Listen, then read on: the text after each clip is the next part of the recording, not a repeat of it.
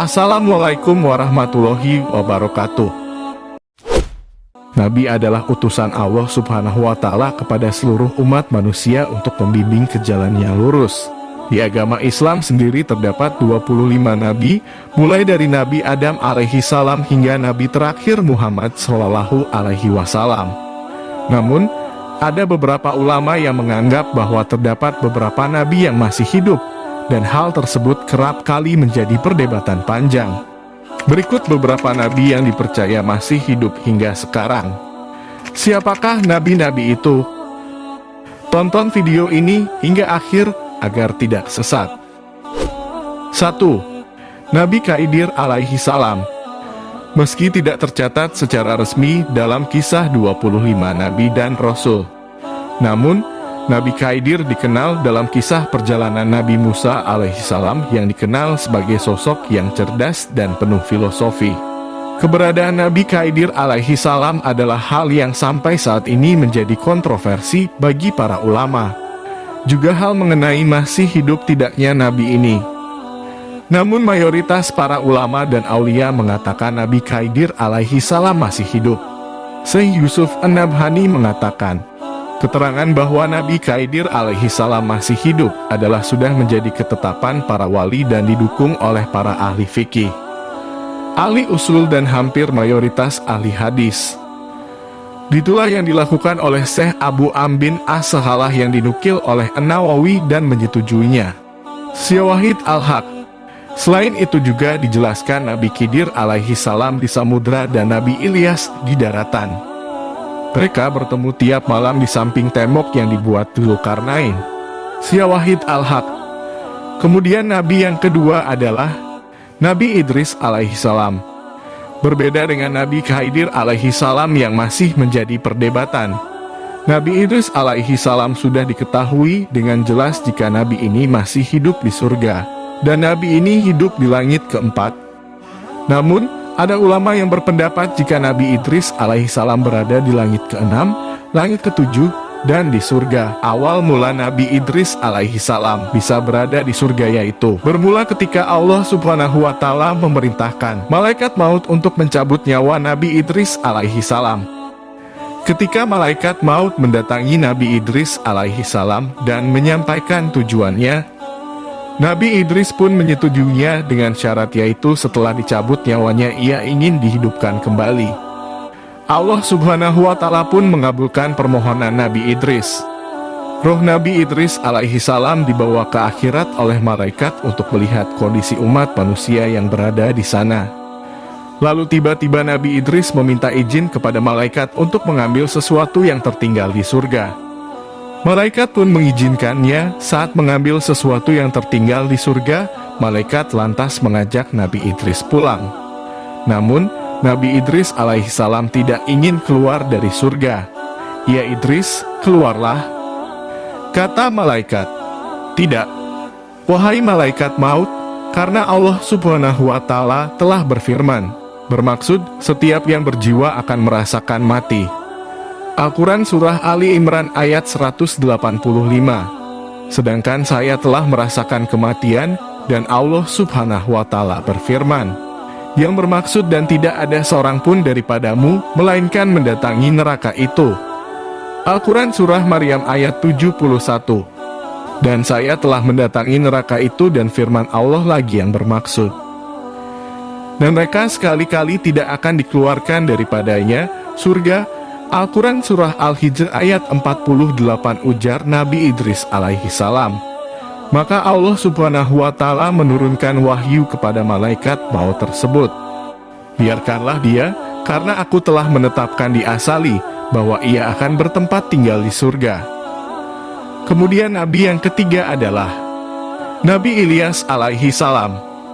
Menurut sebuah riwayat hadis, Nabi Khidir alaihissalam dan Nabi Ilyas alaihissalam bertemu setiap tahun saat musim haji. Dan mereka berdua saling mencukur, tahalul, kepala satu sama lain. Dikisahkan dalam sebuah hadis bahwa Nabi Khidir alaihissalam dan Nabi Ilyas alaihissalam selalu bertemu di musim haji.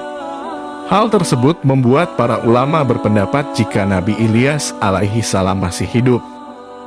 Tak jauh berbeda dengan Nabi Idris alaihi salam. Suatu ketika malaikat maut bermaksud datang kepada Nabi Ilyas alaihi salam untuk mencabut nyawanya. Namun Nabi Ilyas menangis kepada malaikat maut. Setelah ditanya mengapa oleh malaikat maut, Nabi Ilyas alaihi salam mengaku sedih meninggalkan dunia sebab tidak akan memiliki kesempatan lagi untuk berzikir kepada Allah subhanahu wa ta'ala. Allah subhanahu wa ta'ala pun mendengar kesedihan Nabi Ilyas alaihi salam, kemudian menurunkan wahyu agar maut menunda pekerjaannya mencabut nyawa Nabi Ilyas alaihi salam.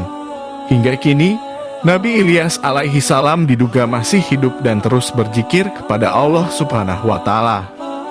Kemudian Nabi yang keempat masih hidup adalah Nabi Isa alaihi salam. Umat Nasrani meyakini bahwa Isa al-Masih wafat dalam keadaan di kayu salib pada hari Jumat. Hari tersebut kemudian dikenal dengan Jumat Agung.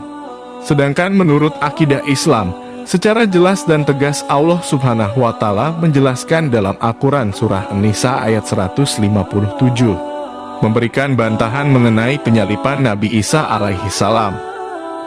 Mereka tidaklah membunuh Isa dan tidak pula menyalibnya, tetapi yang mereka bunuh ialah orang yang diserupakan dengan Isa.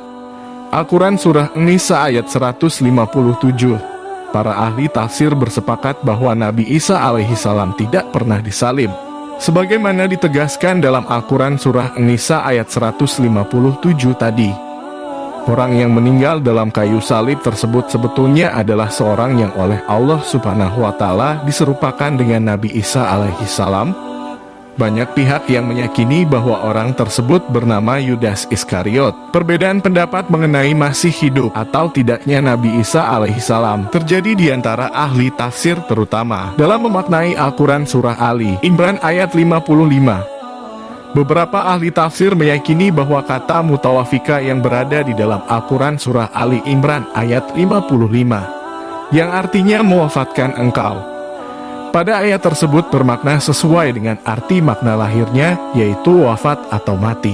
Dengan pemahaman semacam itu, mereka meyakini bahwa Nabi Isa alaihi salam telah benar-benar diwafatkan oleh Allah subhanahu wa ta'ala, sebagaimana Nabi Muhammad Shallallahu Alaihi Wasallam.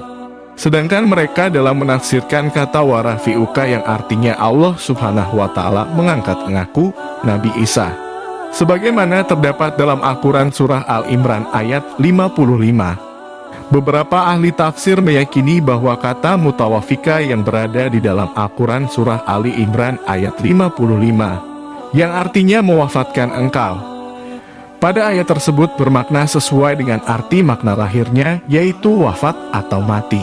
Dengan pemahaman semacam itu, mereka meyakini bahwa Nabi Isa alaihissalam telah benar-benar diwafatkan oleh Allah subhanahu wa ta'ala, sebagaimana Nabi Muhammad Shallallahu Alaihi Wasallam.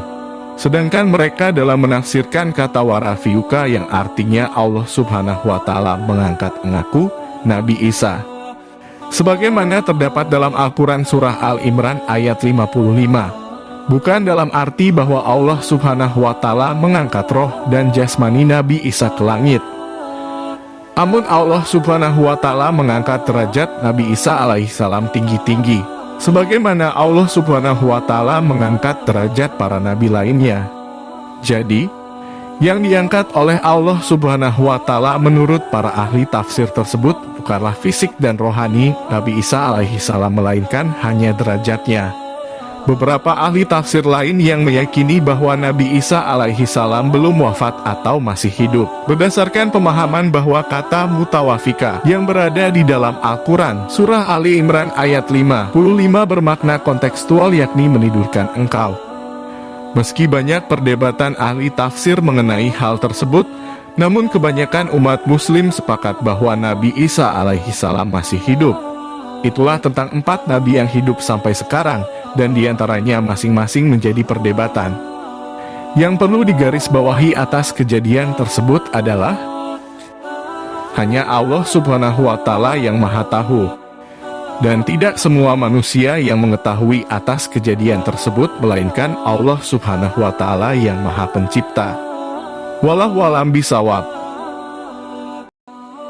Sahabat petunjuk Islam, Mari kita awali hari ini dengan sedekah kebaikan dengan cara like, comment, share, dan subscribe. Mudah-mudahan kajian ini bermanfaat. Wassalamualaikum warahmatullahi wabarakatuh.